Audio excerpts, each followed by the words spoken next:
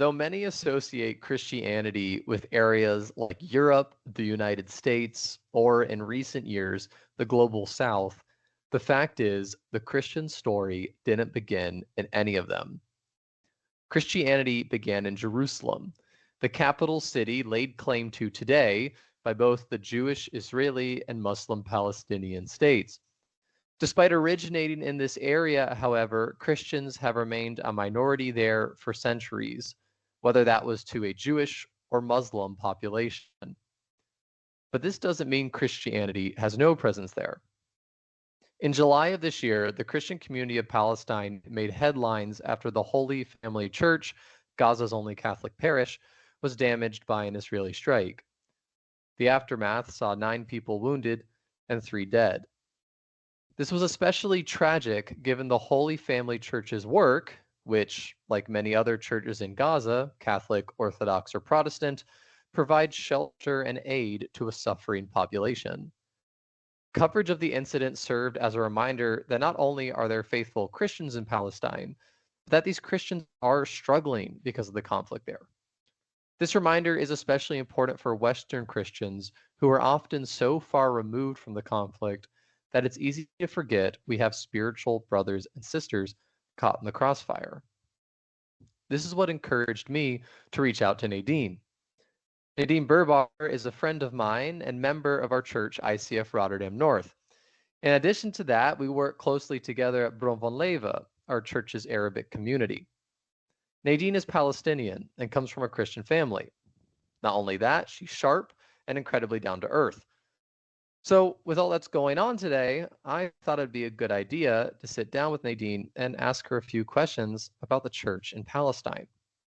My hope is that our conversation will shed some light on and promote awareness of this struggling yet deeply faithful branch of the kingdom of God. So let's see what Nadine has to say about the church of her people, those worshiping Jesus in the very land our faith first appeared. So Nadine, hello. Hi, John. Thanks for having me here. Absolutely. We're here on Microsoft Teams because we had a whole audio technical struggle. We actually biked all the way to my apartment only for my horrible planning to send you all the way back. So we would have to do it through Teams.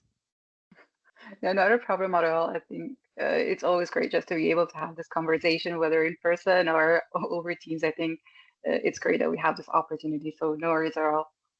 Yeah, no, your grace knows no bounds, and I definitely hope the grace of some of our friends who are a little more audio savvy will also extend Yeah, for part through. two, maybe we need to call them in.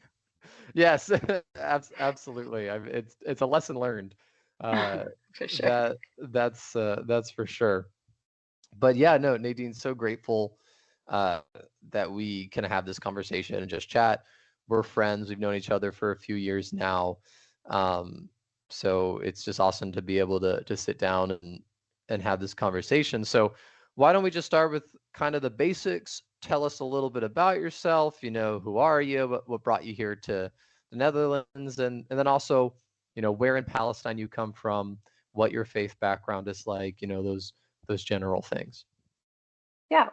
So yeah, my name is Nadine and I am Palestinian. I was born in Jerusalem and I was raised in Ramallah, which is a city 10 kilometers north of Jerusalem.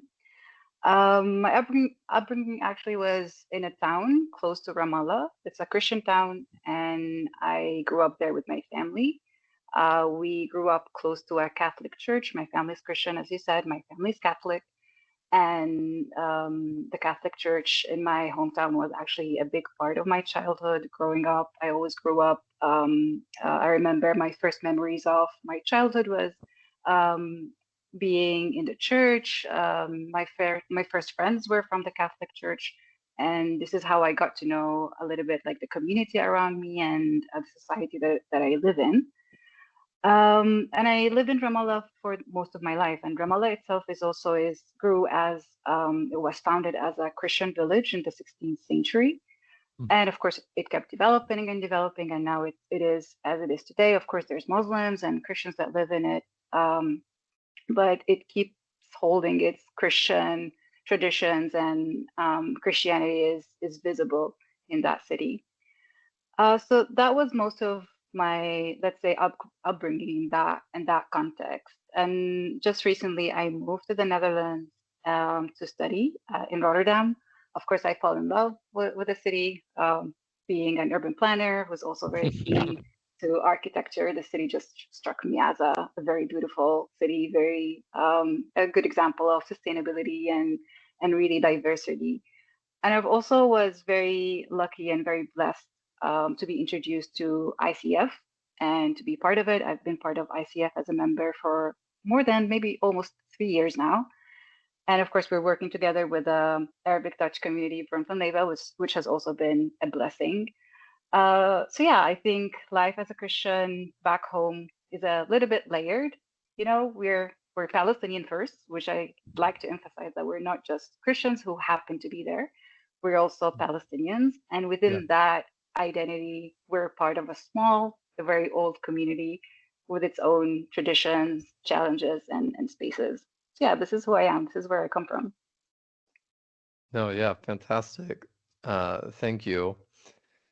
And so you shared a little bit about your childhood closely connected to the Catholic Church there, coming from a Christian part of Palestine.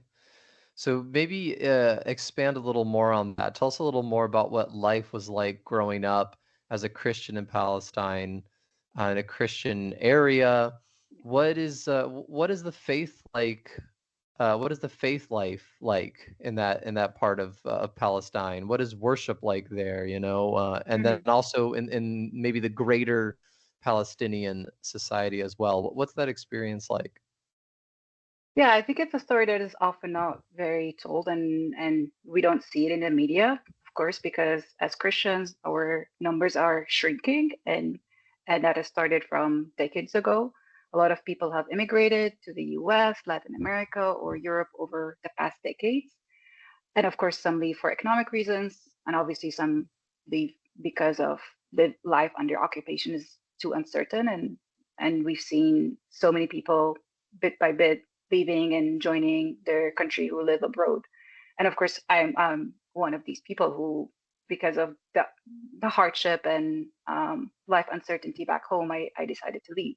But that doesn't mean that back home life and faith is not something that we enjoy and that we celebrate and that we are very much attached to. So as I said, just going back to where I lived and how faith is celebrated and exercised there. So as I said, in Ramallah itself, Christian or Christianity is pretty visible there. Our holidays are recognized, and Muslims in the city often celebrated with us, which is something very beautiful that you don't see in other parts of the world. So we share, for example, Ramadan iftar with friends, with Muslim friends. I myself remember that I visited many of my Muslims friends, and I joined them for iftar, and they did the same over Christmas and over Easter. They would come over, they would greet me and greet my family, and you could see how we genuinely have a sense of coexistence together at the community level, which is something really great. And as Christians also back home, we don't feel excluded from the Palestinian society because our struggle and aspirations are the same. So we share that kind of bond, and that we have to stand together and show compassion in what we go through. Because at the end of the day, we live next to our Muslim neighbors, right? And they're also great believers of God. And they also have so much faith that God has a good plan for us, that God loves us. And they also seek obedience of God, just like us Christians. So that has always kept us strong together to coexist together and really support each other. So growing up Christian in Palestine, I'd say had its own texture. Yeah, in Ramallah, I didn't feel like an outsider, never, because Christians have always been part of this. It's the city's fabric, right? I went Mhm. to Christian school, to a Catholic school, and it was girls only school. And actually, the student body of the school was mixed. Maybe even more than 50% of the students in my school were Muslims, but we never felt like they are Muslims. We're Christians. We just made friends, and we just took the same classes together, and we shared the same spaces together, and we got creative together, and we did arts together. So that was how I remember it, how I look back at it. And in school as well, I recall we had a religious class or religion class uh, once a week, and it was for 1 hour.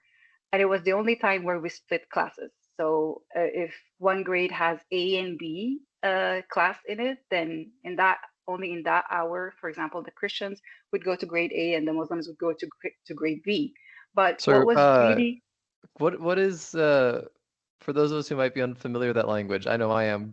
Grade A, grade B.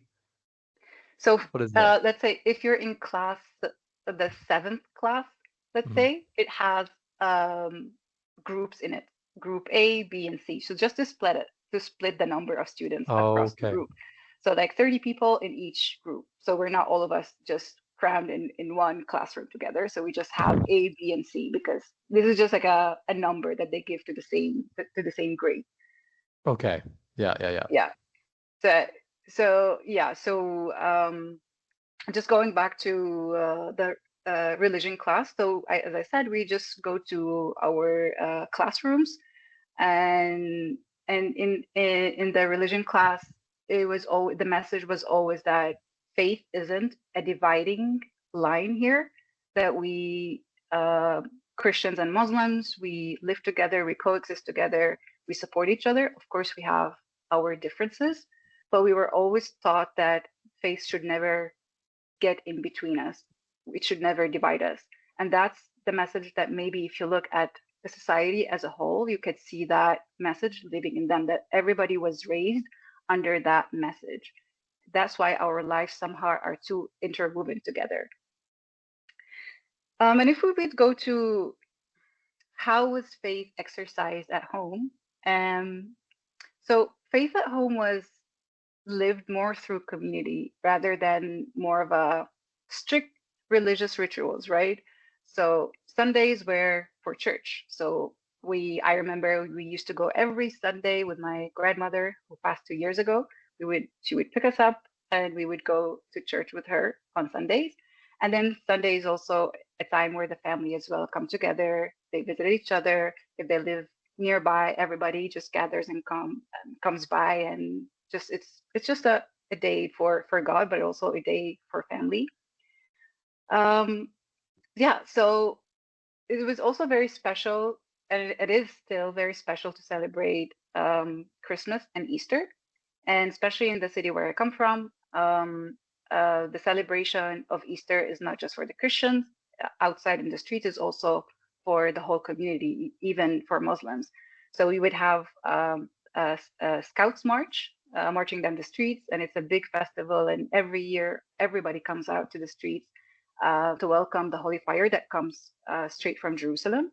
And it's a big celebration where you see everybody from different backgrounds in the street just waiting for this moment on a yearly basis. And this is how I grew up seeing my city and seeing the people who live in it. So yeah, you just never grow up thinking I'm a minority because I'm a Christian, but rather I am a Palestinian who happens to be Christian. Yeah. So it was A always lot a of great message. toleration. Yeah. No, absolutely. I haven't seen it in many places around the world, or at least where I lived and where I encountered people. So that's something that always stood out to me, and until this day. So yeah, I guess spiritually, as I said, church has always been very central in our lives, and not just for worship, but as a community anchor. So we have our weddings at church, funerals at church, youth events, even sometimes political activities happens just in case, or in the occasion of any big political incidents happens that really touches the church, that you would see that being thought about or talked about within the church. So yeah, it's a place for community as well, not just for worship. And church really plays a big role in our lives as Christians back home. That sounds fantastic. Um, it seems to be, yeah, that faith provides not just not just a good kind of like societal backbone, but also Mhm. a place of, yeah, like mutual understanding, kind of across the aisle Yeah. of faith and religion, which that sounds, yeah, it sounds incredibly special. So you've lived uh now you've lived, obviously you grew up there and now you're living here, so you've kind of had an experience in two different, pretty different cultural settings. Would you say that there are any differences in the role church plays back home as opposed to the role church plays in a Western culture? You've lived here, you've also lived in Spain.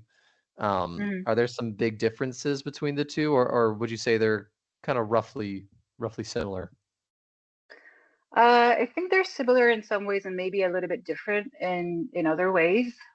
I'd say the only difference would be on how church is more involved when it comes to social life. So I think I'd say social life, um, why the church is a little bit more involved when it comes to, for example, family life or weddings or divorce or um, uh, like really keeping track with Christian families and trying to build that kind of a relationship because of we're a minority and the church maybe has the role of guarding the Christian community. Hmm.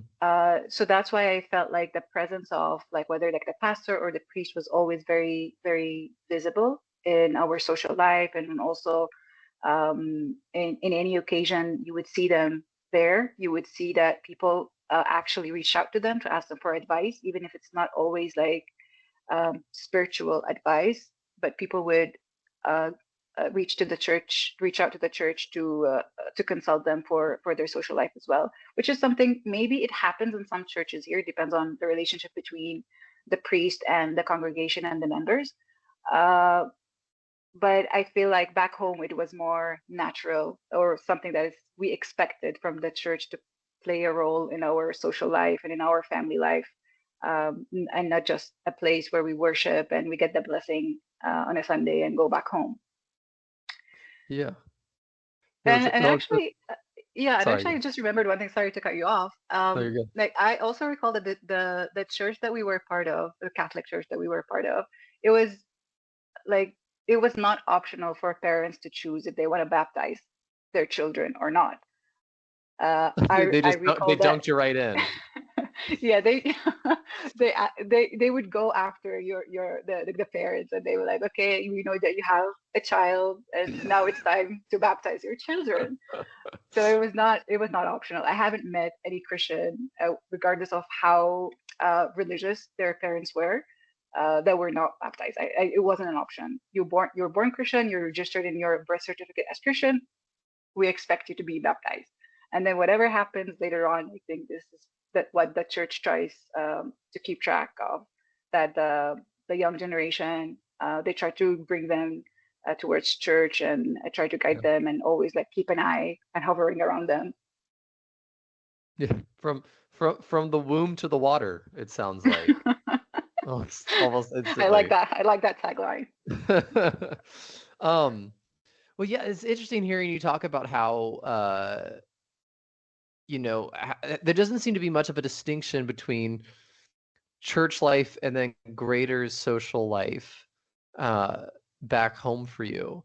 And here in the West, and I speak particularly from my own cultural background. I come from the suburban United States, Mhm. um, and over there we're kind of really influenced by this Enlightenment, post-Enlightenment thinking, where religion has become almost privatized. Your religion Mhm. is, that's your personal thing. Almost like, I don't know, I don't know, your preference for sports team almost. Oh, I prefer the Dallas Cowboys over the Washington Commanders, which is true. My apologies to my fellow Washington people. But that's just my personal subjective decision. And so, yeah, as a result, though, there's like this famous phrase, never talk about politics and religion in polite company. That's kind of your private views behind closed doors. And as a result, I think you almost get like a privatized church life in certain areas of the West because of that, where like, okay, I go to church on Sunday, like I said, that's the day for God. But the other areas of my life are it's easy for them to exist outside of that. Of course, I think that's kind of like the casual experience for people in the West when it comes to religion. Would it be fair to say that distinction generally isn't really there for Christians in Palestine? Um, Maybe to a certain extent, but yeah, I might not be able to really give it a title there or just say it's yes or not because I haven't been part of so many churches back home. I've only been Yeah. part of one church, and yeah, I haven't seen that in that church, but yeah, I cannot say that maybe it's not in other churches in the West Bank. Yeah. Yeah, of course, you only have your own experience to go off of, and there's just so much diversity Yeah. even within countries and cultures and church cultures and denominations. Um, but it really does sound like from your experience that um, yeah, faith and involvement in the faith community of the church, of your particular Catholic church back home, yeah, seems to really permeate kind of all the layers of life as opposed to just, okay, we do our thing on Sunday and then Mhm. the other 6 days you know, Yeah, we're because doing faith our own plays a thing. big role in our society. It's not optional. Like I I don't think it's even up to this day, up to this moment, where somebody could say I'm agnostic or I don't belong to any religion. So maybe that's why church and even like um with for Muslims, I feel like belonging to a church, belonging to your uh, religious community is something important and plays a role in the community and maybe somehow gives you a social status, I'd say, or just Mm. keeps your image looking good because you belong to a religion and you're trying to practice your religion. So maybe that's why I'd say it's a little bit different. Yeah, just so deeply ingrained in kind of like the cultural identity and DNA. Yeah, I think religion is pretty much part of our identity. We were Palestinians, and then we'd say that our identity is somehow pretty much shaped by our religion. Do you think for the average person then, do you think faith is, I want to be careful with exactly how I phrase it, but a matter of choice, or do you think the average kind of Palestinian, whether they are Muslim or whether they're Christian, is just kind of that way because, well, my family is. Yeah, I If think that makes sense. we follow our families. Um, I don't think at certain age you are given that choice unless you decide for yourself. But as a kid, you are born into a family with either Muslim or a Christian family, and then you follow the family tradition and the family religion. And that becomes part of your identity, that becomes part of somehow part of your social life as well. And if for example, if I was born to a Muslim family, then I'm sure my life would somehow have looked in a different way. I would have had maybe a different school or different friends. Maybe my education would have been different. Maybe my outlook to the world would have been different. The way I managed struggle would have been different. So that pretty much starts forming you from you when you are young. But then it just depends on the person. If growing up you decide to explore other faith, then that's on you. But it's back home. It's still a little bit difficult just to say I want to change my religion. I don't think that's something optional. That generally sounds like even across denominational lines, there is this sense of support. And then, of course, also, yeah, your cultural norms, which influence those sort of things. It sounds like to me that, this might be a big difference between to a degree, a difference between the church in Palestine and the church in the West is in Palestine, it seems to be so deeply embedded in just a sense of self and a sense of identity, of group, family identity. Whereas, of course, here in the West, we have a more of an individualistic approach.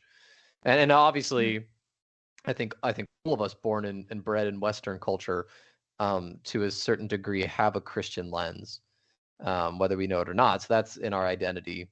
But yeah, we tend. It sounds like back in Palestine, church life is approached with far deeper um, uh, familial and group Mm-hmm. perspective, whereas here, yeah, it tends on the popular level to be a little more privatized and a little more individualistic. And of course, you have positives and negatives Yeah. on both ends. And because we're But also a collective society, we're yeah, definitely not an individualistic society. So that also gets reflected in church, right? yeah, definitely. And in a lot of ways, that well, not in a lot of ways, like that is the culture that the church first emerged in. It emerged in a Mm. collectivist society out there Yeah. in Jerusalem and the surrounding areas uh, 2,000 years ago. So I think we do, in a lot of ways, not in every way, but in a lot of ways, have so much to learn from how church life is approached back in Palestine, in the Holy Land, it generally in the Middle East, because yeah, that's just Yeah, I hope more much people closer to would, the base. would learn about this, right? More people need to listen to these kind of stories and maybe take use of the when they go for maybe spiritual tours or like religious trips to the Holy Land, that they also dedicate that time to speak to Palestinian churches, Palestinian priests or pastors, and really get to know the community, how they experience their faith, and how they historically as well experience their faith. Yeah, yeah, 100%.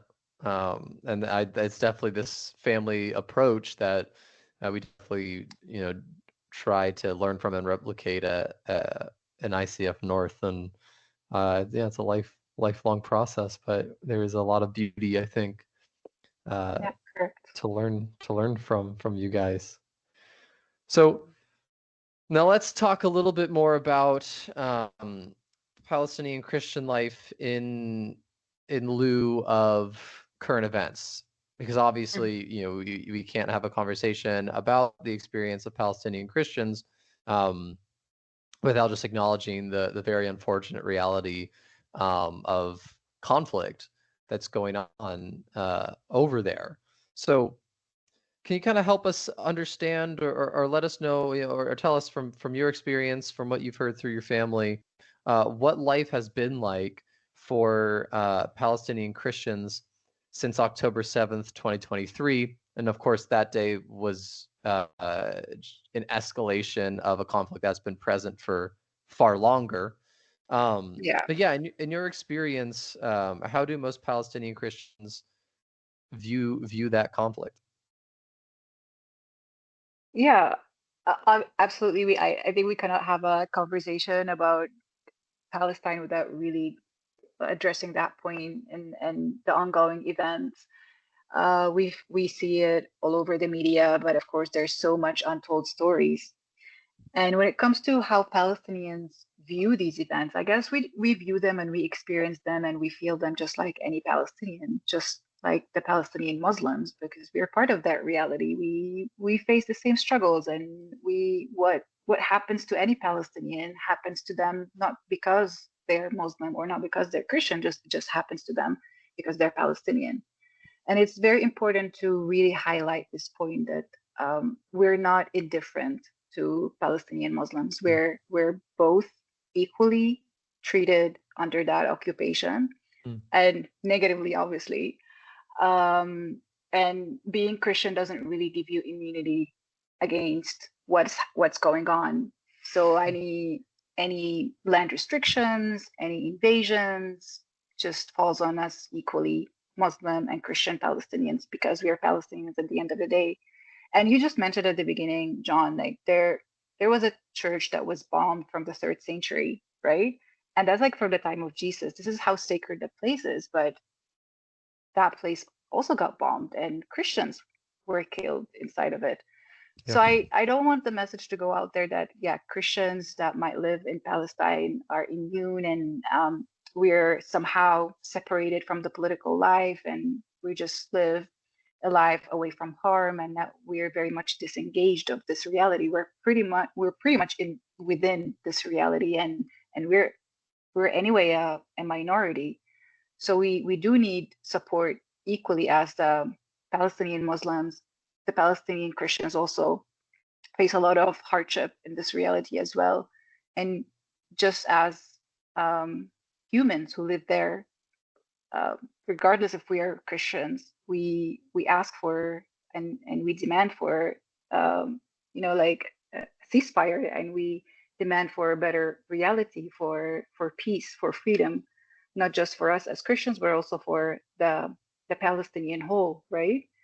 Yeah. Um, and yeah, how that changed, maybe for us after October 7th, I'd say just how Muslims were not able to celebrate Ramadan. Also, the festivities like Christmas and Easter have been muted as well. Right. We weren't able to have to light a Christmas tree, for example, for the last 2 years, and there was no joy in the celebrations at all. We were just mourning and praying amid grief.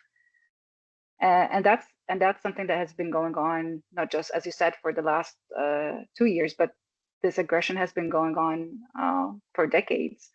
And yeah, we've never been immune um, from it. So yeah, we see the devastation, we feel it. Um, our families suffer from it, and not only as Christians but as deeply Palestinians. And the message of Christ compels a longing for peace and compassion, even amid anger and loss. And we're trying to hold on so much to Jesus' message, and we don't want to go astray from Him asking us to love each other, to tolerate each other, and to stand with each other. And we want to keep that message going, right? We don't want to just be frustrated and angry at the world and saying, oh, they left us alone and nobody's talking about us, but we're trying to spread that message of peace and tolerance, and ask for it not just for us as Christians but also for Palestinian Muslims as well as a whole. Yeah. It's deeply moving hearing you talk about that, and I think it says a lot to suffer so much and for so long, um, but to not grow embittered, but to instead, yeah, say that beautiful vision of Christ is still what we're seeking, even through the midst of all the pain and all the hardship. Yeah, it's a deeply it's deeply it's definitely Christ-like. That's for Mm, sure, given the sufferings in his own life and what he endured. yeah. So so I think so many of us in the West engage with this story, this experience of Palestinians, of the conflict between, the Israeli government and Hamas through through headlines, through the media.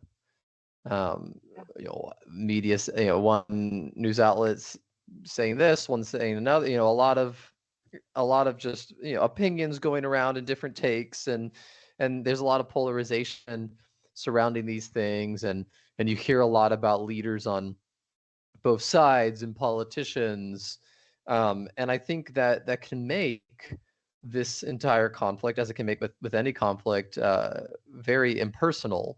In a sense, we can almost get desensitized with all of with this 24/7 news cycle and everything.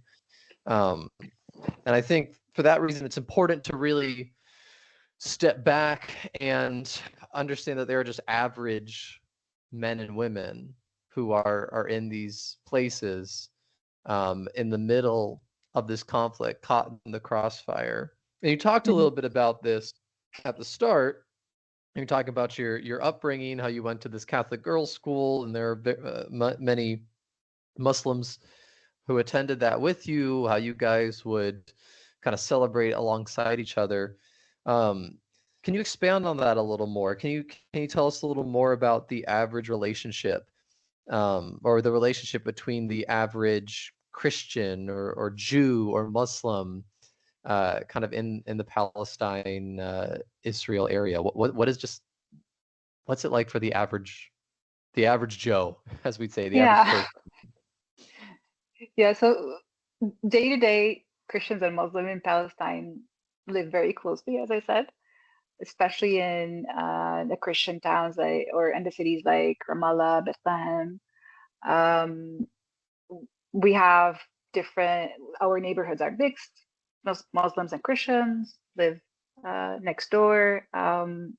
We never get in conflict because of our religion, and this is something that, yeah, I really try to emphasize on, because that's mm, usually the wrong image that the Western world has about Palestine and about how Muslims maybe might treat Christians.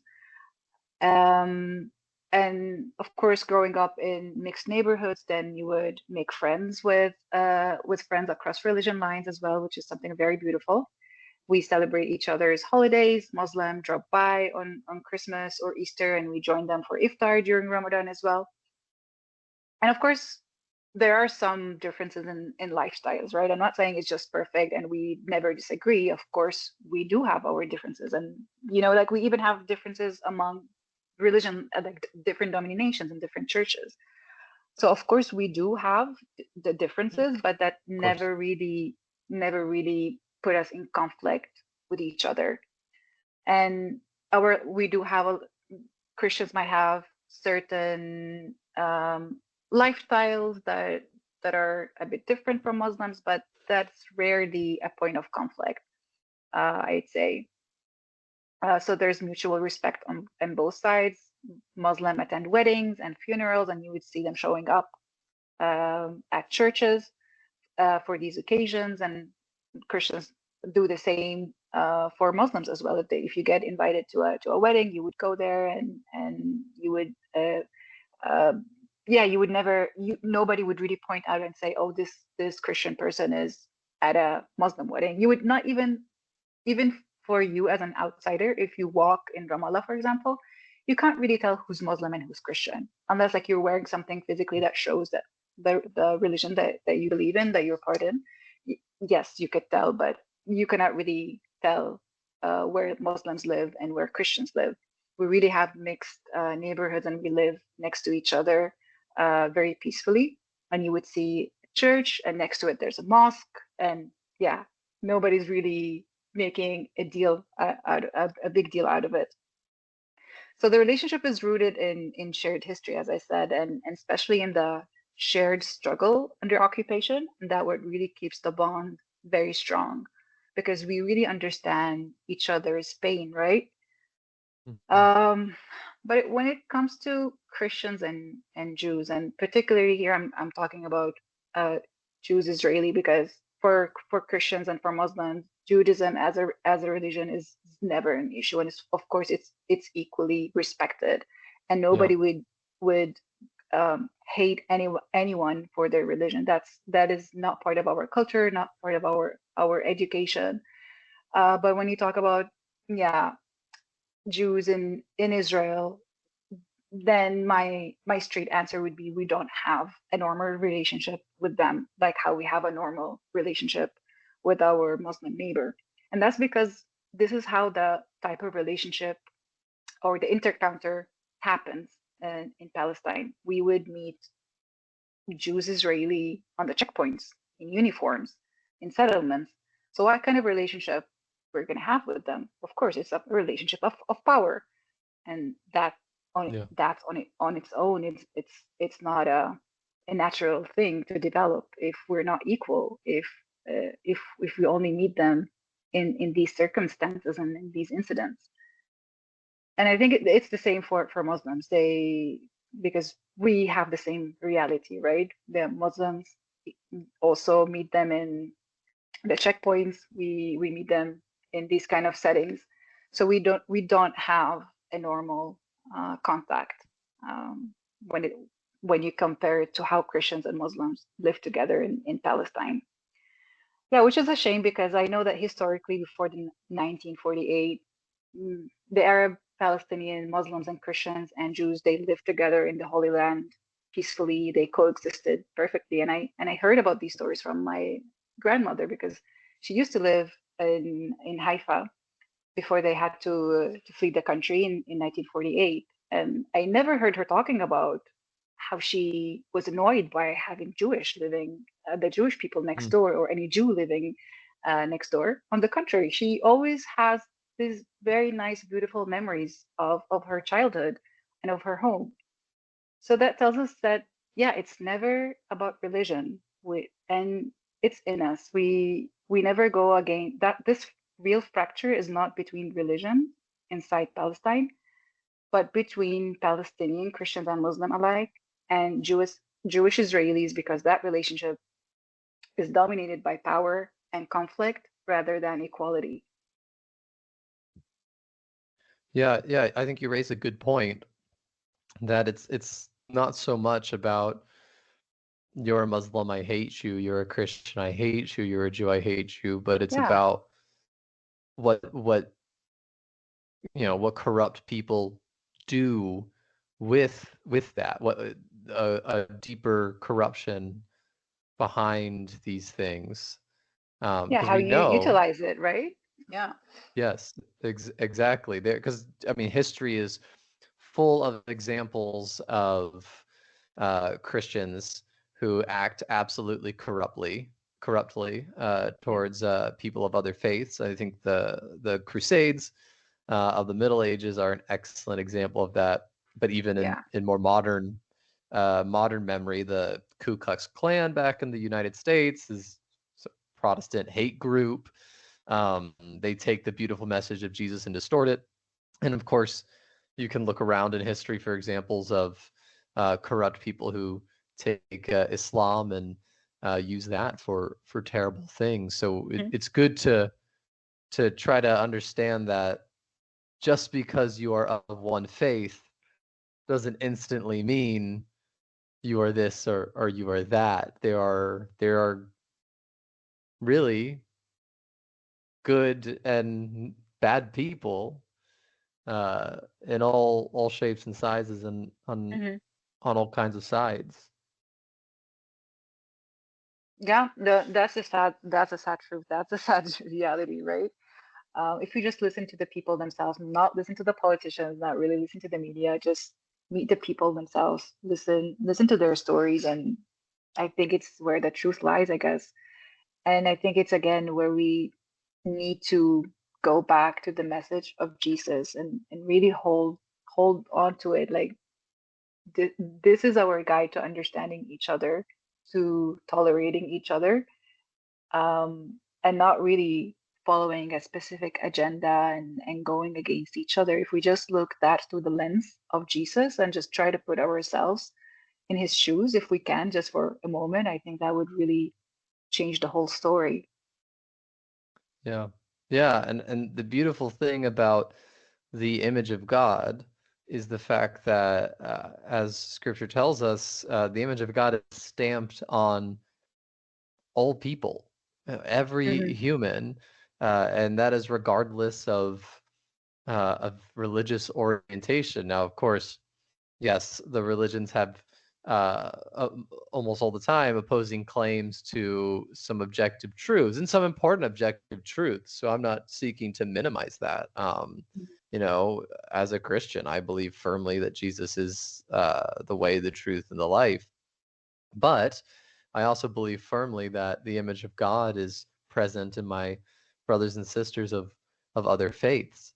Hmm. So we can't discard anybody on the basis of religion, of ethnicity, of race. We all have that image. We all have that potential to do good and to do bad. And it really is the grace of God whenever we do something that is good. And it is that grace and that peace and that love that he Yeah, and gives. he Yeah. gave us the brains and the heart and the will to do so. So one more question on this.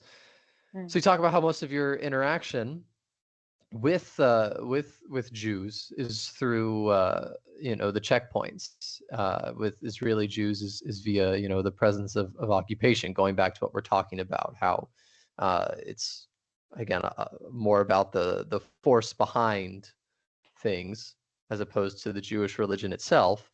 Um, so would you say there weren't very many just average Jewish families detached from, from government work living in Ramallah or in the surrounding area? Now, I'm not aware of really like Israelis living in the West Bank. I don't think it's allowed for them to live in areas where that is outside of Israel control and authority. I mean, you'd see some maybe some organizations that they try to come in as part of like you've heard of maybe Seeds of Peace and they try to bridge between Palestinians and Israelis. There's been some initiative like big ones over the last years, but I'm sure some people participated in them. They they sat together and they try to bridge these conversations.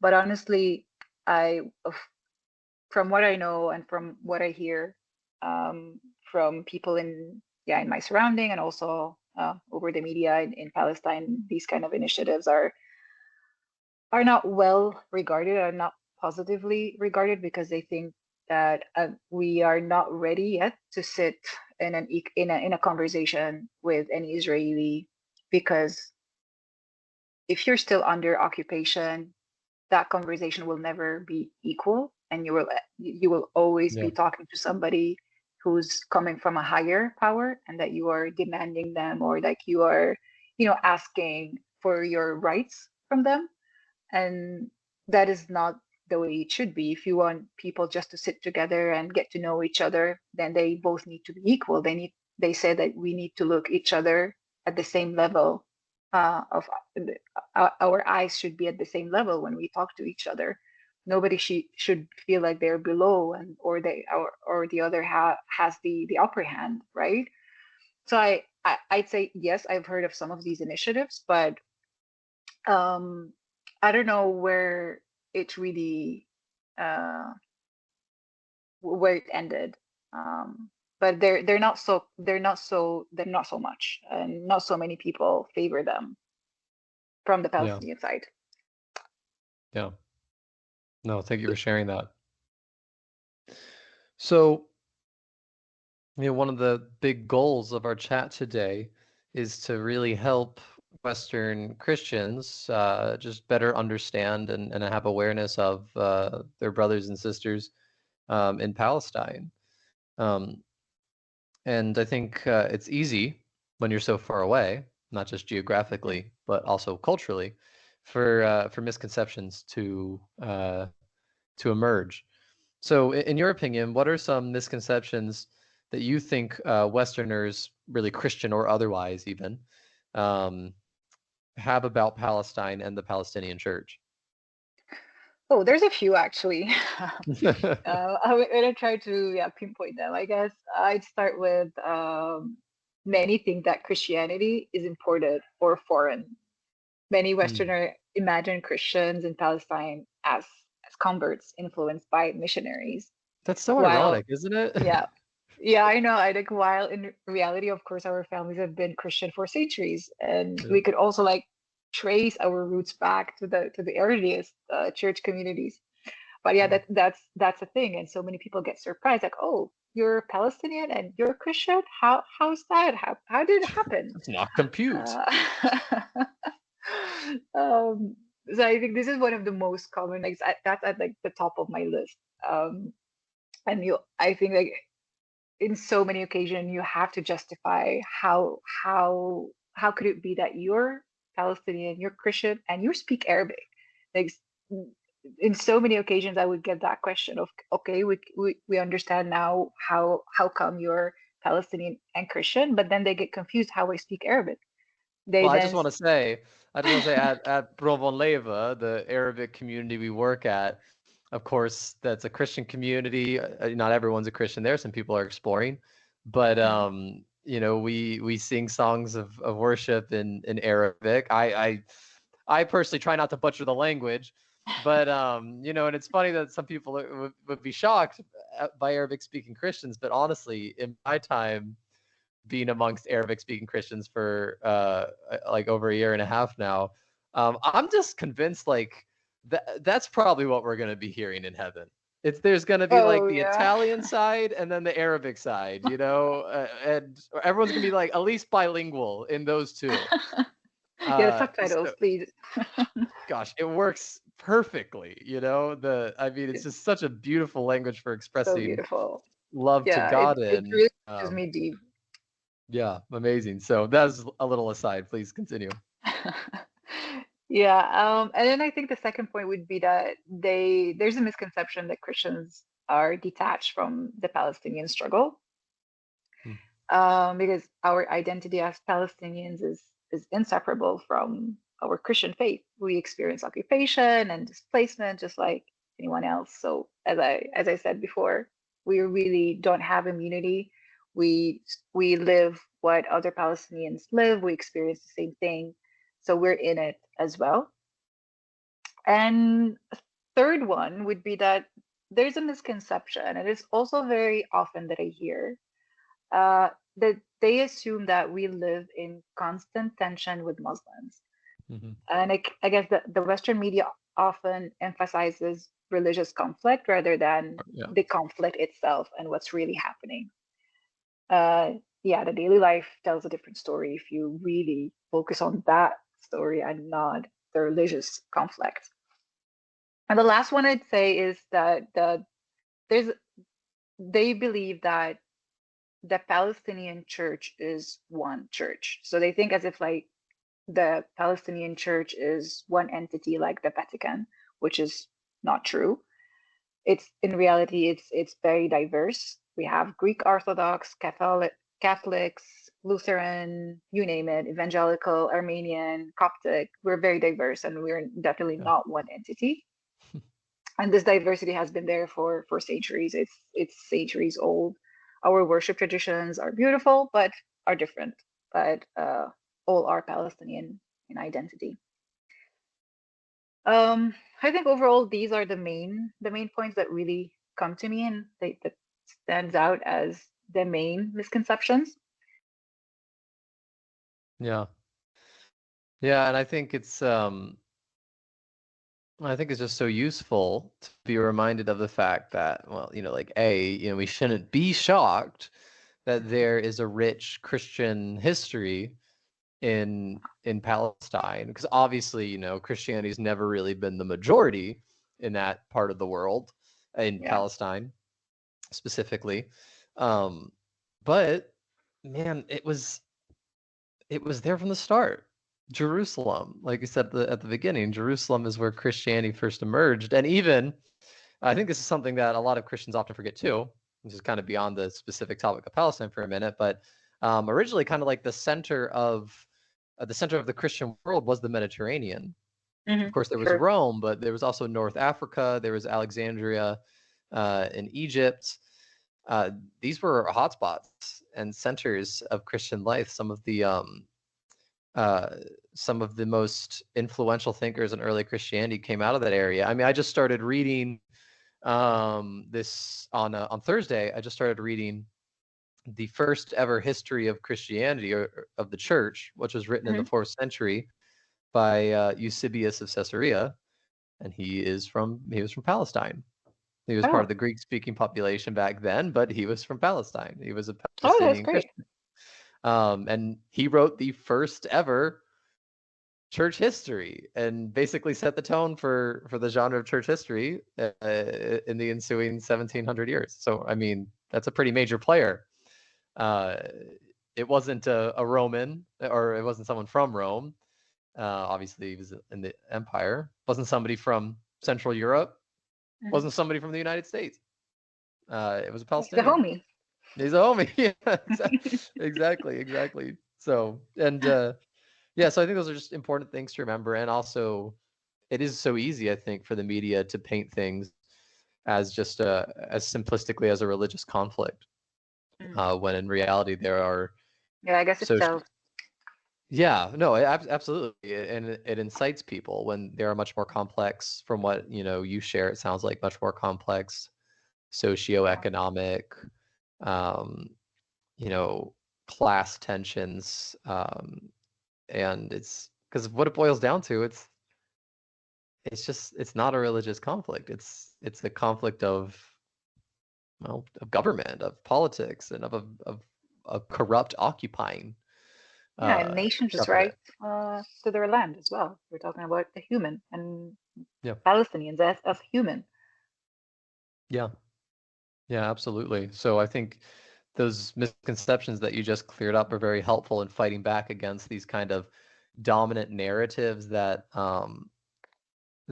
keep the West and other parts of the world believing some lies about the situation Mhm. um, that don't benefit the people living there very much. Yeah.